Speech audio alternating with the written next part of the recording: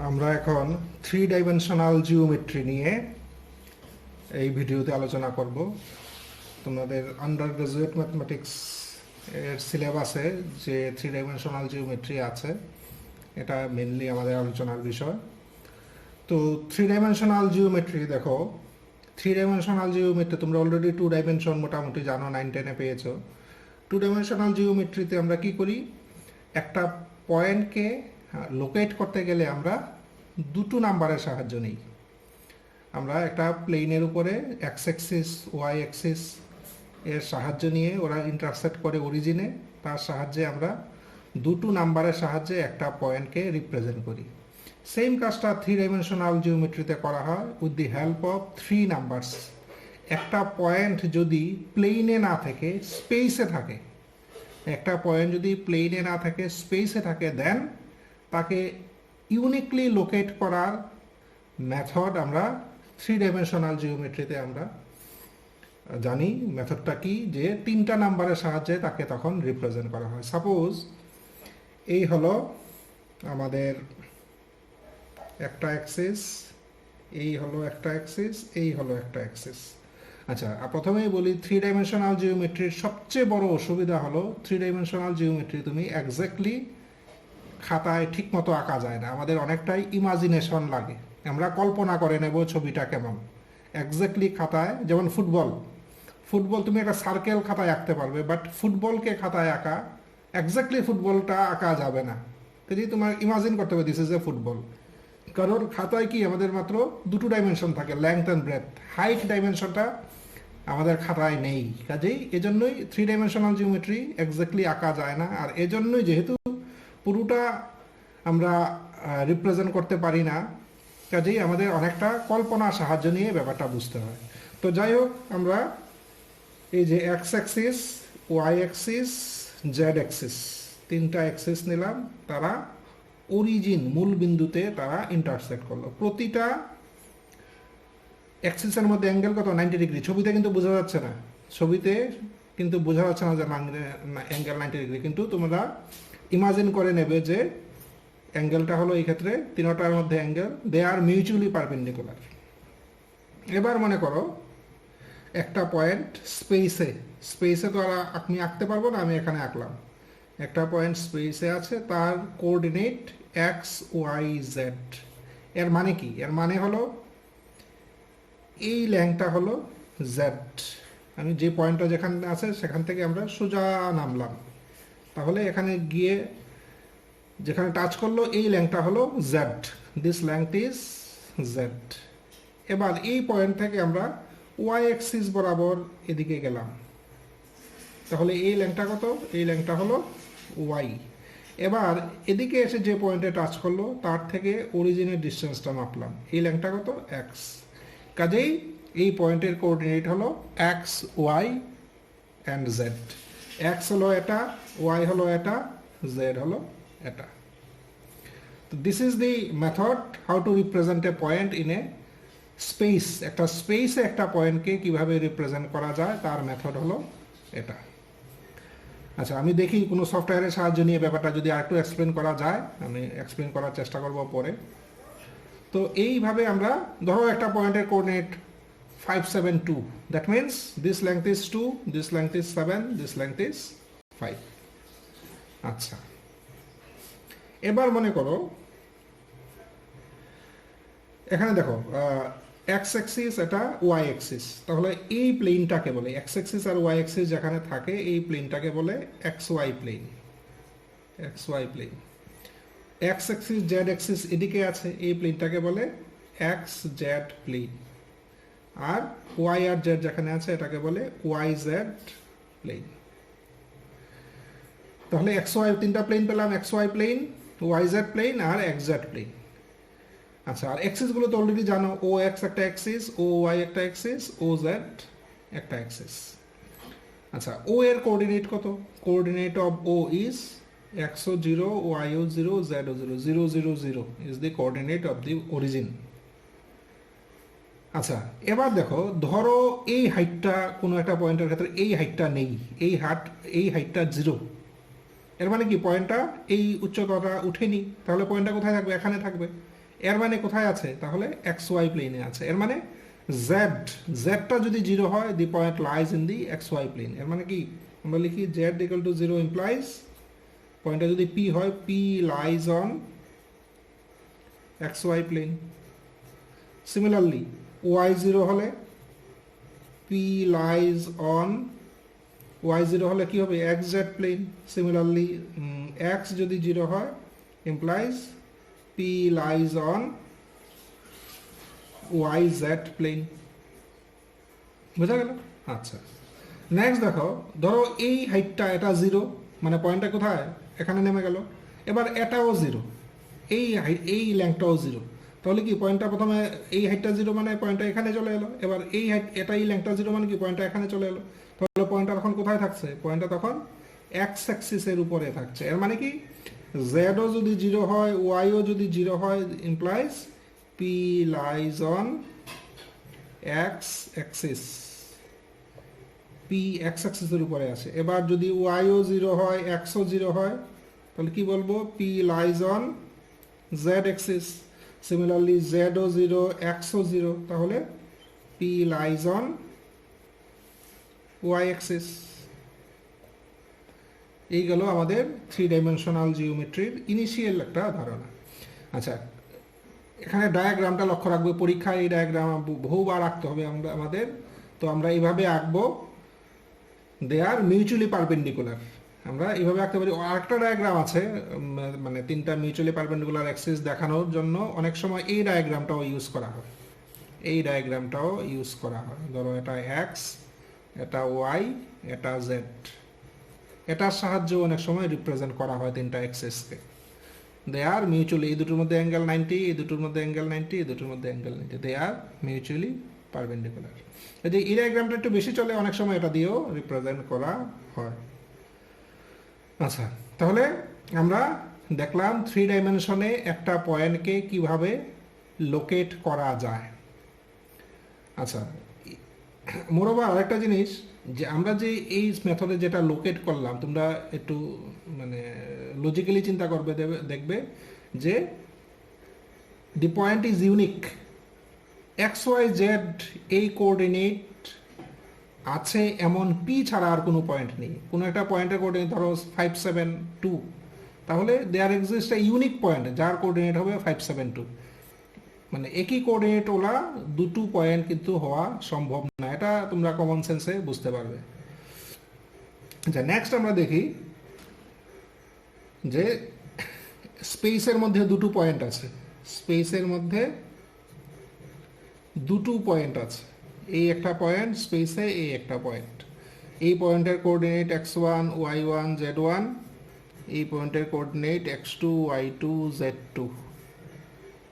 আচ্ছা, পয়েন্টটার নাম দিলাম, এই পয়েন্টের নাম দিলাম p, এই পয়েন্টের নাম দিলাম q। Then what is the distance between p and q? p and q এর মধ্যে ডিস্টেন্স কত? আচ্ছা, এই প্রসঙ্গে একটু বলে রাখি যে 3 ডাইমেনশন বা অ্যাজ ওয়েল অ্যাজ 2 ডাইমেনশন, এক কথায় জিওমেট্রিতে যেখানে সম্ভব হবে ফিগার এর সাহায্যে জিনিসটাকে রিপ্রেজেন্ট করার চেষ্টা করবে, with the help of A figure. যেখানে সম্ভব হবে ফিগার অবশ্যই দেবে। উইদাউট ফিগার এক্সামিনারও ইমপ্রেসড হবে না, বা এক্সামিনার ব্যাপারটা বুঝতে অসুবিধা হবে, তোমাদেরও অঙ্কটা করতে অসুবিধা হবে। কাজেই চেষ্টা করবে with the help of A figure যাতে প্রবলেমটাকে এক্সপ্রেস করা যায়। আচ্ছা, তো আমরা এখানে ফিরি যে একটা পয়েন্ট পি অ্যান্ড একটা পয়েন্ট কিউ। পির কোঅর্ডিনেট x1, y1, z1, কিউর coordinate x2, y2, z2। Then what is the distance between P and Q? The distance is, এইভাবে এই ফর্মুলাটা প্রমাণ করা যায়। খুব সিম্পল প্রুফ, আমিও প্রমাণে যাচ্ছি না।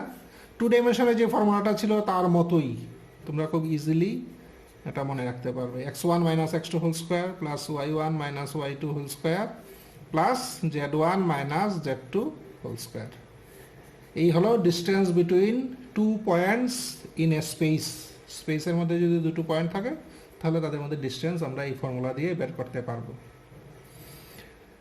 আচ্ছা, নেক্সট হলো, ধরো এখানে একটা পয়েন্ট আছে, ধরো, আচ্ছা এটা একটু হেডিং দিয়ে দিই, এটাকে বলে রেশিও ফর্মুলা। এটা হলো ডিস্টেন্স ফর্মুলা, এটা কিন্তু মুখস্থ রাখতে হবে, ইট ইজ এ ফর্মুলা। এখন আমরা লিখবো রেশিও ফর্মুলা। রেশিও ফর্মুলা কি? পি একটা পয়েন্ট আগের মতোই, কিউ আর একটা পয়েন্ট। পির কোঅর্ডিনেট ধরো x1 y1 z1, কিউর কোঅর্ডিনেট ধরো x2 y2 z2। এবার আচ্ছা, এই পি কিউ লাইন একটা আমি ড্র করলাম। এবার পি কিউ লাইনের উপরে আছে এমন যে কোনো একটা পয়েন্ট, ধরো এই পয়েন্টটা, ধরো এই পয়েন্টটা পি কিউ লাইনের উপরে আছে, ফিগারটা দেখে বুঝতেই পারছো।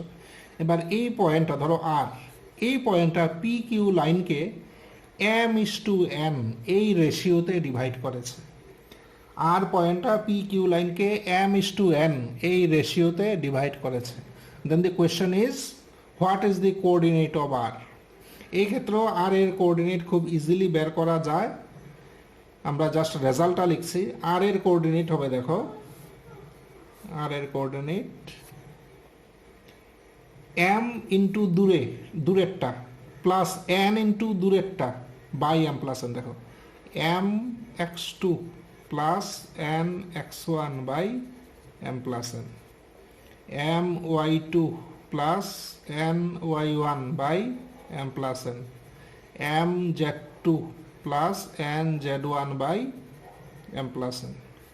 এই হলো আর এর কোঅর্ডিনেট। এর মানে পি কিউ লাইনের উপরে এমন যদি কোনো পয়েন্ট থাকে যে পয়েন্টটা পি কিউ লাইনকে m:n রেশিওতে ডিভাইড করেছে, then coordinate of this point is এত।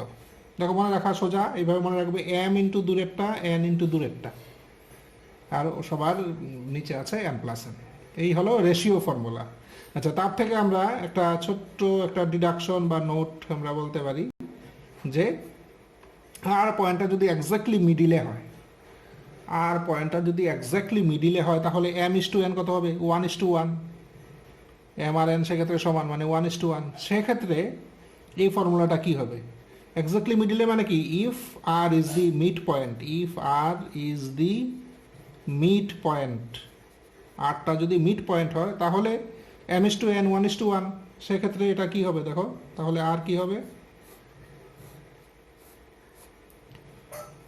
তাহলে দেখো x1 প্লাস x2 দুটোকে আমি 1 নিতে পারি বাই 2, তাহলে x1 plus x2 by 2, y1 plus y2 by 2, z1 plus z2 by 2। এই হলো মিড পয়েন্টের পি আর কিউর যে কানেক্ট করলে যে লাইনটা পাওয়া যায়, এই লাইনের মিড পয়েন্টের কোঅর্ডিনেট হলো এটা। তাহলে এখানে আমরা দেখলাম মিড পয়েন্টের ফর্মুলা প্লাস রেশিও ফর্মুলা, দুটোই দেখলাম আমরা। আচ্ছা, নেক্সট আমরা যাই ধরো একটা স্পেস, একটা triangle in space. Triangle in space, আমি ট্রায়াঙ্গেলটা এভাবে আঁকি, একটু বড় করে আঁকি। Triangle in space, P QR. This is a triangle in space. P এর coordinate x1, y1, z1, Q এর coordinate x2, y2, z2, and R এর coordinate x3, y3, z3. আচ্ছা, এবার দেখো মিডিয়ান। মিডিয়ান কি? মিডিয়ান হলো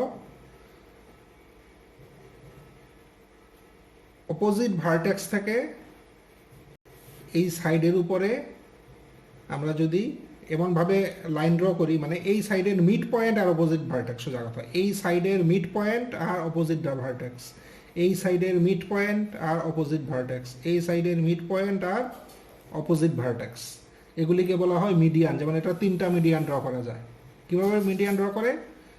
এই সাইডের মিড পয়েন্ট সঙ্গে অপোজিট ভার্টেক্স আমরা কানেক্ট করব। তোমরা অলরেডি জানো, এগুলো 9, 10-এ ছিল যে হোয়াট ইজ মিডিয়ান বা মধ্যমা, বাংলায় বলে মধ্যমা। আচ্ছা, এখন আমাদের দেখো, এখন আমার টার্গেট হলো এই ট্রায়াঙ্গেলের সেন্ট্রয়েডের কোঅর্ডিনেট বের করা। সেন্ট্রয়েড, এই জন্যই আমি মিডিয়ানের কথাটা বললাম। আমার মেইন টার্গেট হলো সেন্ট্রয়েডের কোঅর্ডিনেট বের করা। এখন ঘটনা হলো হোয়াট ইজ সেন্ট্রয়েড? সেন্ট্রয়েড কি? ভরকেন্দ্র। সেন্ট্রয়েডের আমি যদি ম্যাথমেটিক্যালি বলি, সেন্ট্রয়েড হলো যেখানে ট্রায়াঙ্গেলের 3টা মিডিয়ান ইন্টারসেক্ট করে, তাকে বলে সেন্ট্রয়েড ম্যাথমেটিক্যালি। একটা ট্রায়াঙ্গেলের 3টা মিডিয়ান হয়, 3টা মিডিয়ান যেখানে ইন্টারসেক্ট করে সেটাকে বলে সেন্ট্রয়েড। তাহলে এটার মিডিয়ান কি? আমি বলছিলাম কি মিড পয়েন্ট অপোজিট ভার্টেক্স। এই মিডিয়ান কি? মিড পয়েন্ট আর অপোজিট ভার্টেক্স। আচ্ছা, এখানে মিড পয়েন্ট আর অপোজিট ভার্টেক্স। আচ্ছা, কথা হলো মিড পয়েন্ট আর অপোজিট ভার্টেক্স এখন যদি জয়েন করি তাহলে কি এই পয়েন্ট দিয়ে যাবে? কোনো গ্যারেন্টি আছে কি? আমি এটার মিড পয়েন্ট আর অপোজিট ভার্টেক্স জয়েন করলাম, তাহলে লাইনটা কি এই ইন্টারসেকশন দিয়ে যাবে? তার answer is yes, answer is affirmative. হ্যাঁ, যাবে। কেন যাবে? কারণ আমরা 9-10-এ এটার আনসার পেয়েছি। ত্রিভুজের মধ্যমাত্রয় সমবিন্দু, the medians of a triangle are concurrent. কারণ মধ্যমা তিনটা সবসময় একটা পয়েন্ট দিয়ে যাবেই, এই কারণে এই মিডিয়ানটাও একই পয়েন্ট দিয়ে যাবে। তাহলে এই মিডিয়ানটা এই পয়েন্ট দিয়ে গেল, কাজে তিনটা মিডিয়ান আঁকলাম আমরা তিনটা মিডিয়ান আঁকলাম এবং এই তিনটা মিডিয়ান এই পয়েন্টে ইন্টারসেক্ট করলো। এই পয়েন্টটাকেই বলে centroid. This is called centroid of the triangle PQR. This is called centroid of the triangle PQR. আচ্ছা, এখন এখানে আমরা একটা রেজাল্ট ইউজ করতে পারি। আমরা চাইছি কি সেন্ট্রয়েডের কোঅর্ডিনেট বের করা। এবং সেন্ট্রয়েডের কোঅর্ডিনেট বের করতে হলে আমাদের একটা স্ট্যান্ডার্ড রেজাল্ট ইউজ করতে হবে।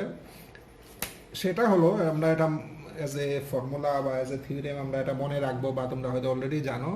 সেটা হলো সেন্ট্রয়েড সবসময় মিডিয়ানকে 2:1 রেশিওতে ডিভাইড করে। সেন্ট্রয়েড মিডিয়ানকে 2:1 এই রেশিওতে ডিভাইড করে, মানে এই জায়গাটা 2 আর এই জায়গাটা হলো 1। আমি এখানে অপোজিট অপোজিট মানে সরি কিউআর লাইনের যে মিড পয়েন্ট, এটা কি মিডিয়ান? মিডিয়ান মানে কি? মিডিয়ান মানে হলো কিউআর লাইনের মিড পয়েন্টের সাথে অপোজিট ভার্টেক্স মানে পি জয়েন করলাম। কিন্তু এই মিড পয়েন্টটাকে আমি একটা নাম দিয়ে দিই, ধরো এম দিলাম, এম। তাহলে এমটা হলো কিউআর লাইনের মিড পয়েন্ট। তো এখন যেটা আমি রেজাল্ট বললাম সেটা হলো সেন্ট্রয়েড সবসময় মিডিয়ানকে 2:1 রেশিওতে ডিভাইড করে। এর মানে PC:CM হলো 2:1। এবার দেখো, আমরা উইথ দিস ইনফরমেশন আমরা সি এর কোঅর্ডিনেট বের করতে পারবো। কিভাবে বের করবো? দেখো, এম এর কোঅর্ডিনেট কত? এম এর কোঅর্ডিনেট আমরা কিন্তু জানি। কিভাবে জানি? এম হলো কি? এটার মিড পয়েন্ট। তাহলে মিড পয়েন্টের ফর্মুলা এক্ষুনি শিখলাম। কি হবে? x2 + x3/2, y2 + y3/2, z2 + z3/2। তাহলে এম এর কোঅর্ডিনেট পেয়ে গেলাম, পি এর কোঅর্ডিনেট জানি, অ্যান্ড রেশিওটাও জানি। তাহলে সি এর কোঅর্ডিনেট কত হবে? এক্ষুনি আমরা রেশিও ফর্মুলাতে শিখলাম। কিভাবে লিখে? এম ইন্টু দূরেরটা, দূরে কত আছে? x2 + x3/2 plus n into দূরেরটা x1/m + n, comma m into দূরেরটা কত? y2 + y3/2 plus n into দূরেরটা y1/m + n। In the same manner, 2z2 + z3/2 plus 1 into z1/2 plus 1. This implies c এর coordinate কি হলো? দেখো 2 2 cancel, এর মানে x1 + x2 + x3/3, y1 + y2 + y3/3, z1 + z2 + z3/3. This is the coordinate of the centroid of the triangle. এই ট্রায়াঙ্গেলের সেন্ট্রয়েডের coordinate হলো এটা। এটাও একটা ফর্মুলা এবং এটা আমাদের মুখস্থ থাকতে হবে এই ফর্মুলাটা। তাহলে সেন্ট্রয়েডের ফর্মুলা পেয়ে গেলাম। আচ্ছা, যেটা বলার ছিল যে সেন্ট্রয়েডের যে আমরা ডেফিনেশন বললাম, what is the definition? Centroid হলো মিডিয়ানগুলো যে পয়েন্টে ইন্টারসেক্ট করে এই পয়েন্টটাকে আমরা বলি সেন্ট্রয়েড। আমি বলছিলাম যে it is mathematical definition. Physical definition কি? ফিজিক্স অনুযায়ী সেন্ট্রয়েড কি? ফিজিক্স অনুযায়ী সেন্ট্রয়েড হলো the point through which the weight of the triangle acts. এই ট্রায়াঙ্গেলের যে মেইন ওয়েটটা যে পয়েন্ট দিয়ে মানে পাস হয়, মেইন ওয়েটটা আমরা জানি, ওয়েট একটা ভেক্টর কোয়ান্টিটি। তো ওয়েটটা যেই পয়েন্ট দিয়ে অ্যাক্ট করে এটাকেই বলা হয় সেন্ট্রয়েড। এবং ফিজিক্যাল ডেফিনেশন নিশ্চয়ই তোমরা আমার থেকে মানে ভালো জানার কথা, তো কারণ তোমরা টাচে আছো। তো যাই হোক, আমি যতটুকু জানি আমি জাস্ট ফিজিক্যাল ডেফিনেশনে অতটুকু বললাম। দিস ইজ সেন্ট্রয়েড গেল। আচ্ছা, তাহলে দেখো আমরা 3 ডাইমেনশনের যে ইনিশিয়াল পার্টটা, 3 ডাইমেনশনে কোঅর্ডিনেটগুলো কিভাবে ড্র করা হয়, কোঅর্ডিনেট সিস্টেমটা, বা তার যে basic formula, distance formula, ratio formula, centroid of the angle, তো বেসিক পার্টটা আমরা এখানে করলাম। নেক্সট আমরা 3 ডাইমেনশনের আরও কিছু ইম্পর্টেন্ট ডেফিনেশন আমরা দেখব এখন। আচ্ছা, আমরা আস্তে আস্তে তাহলে কোর 3 ডাইমেনশনের দিকে আমরা যাত্রা শুরু করি। আচ্ছা,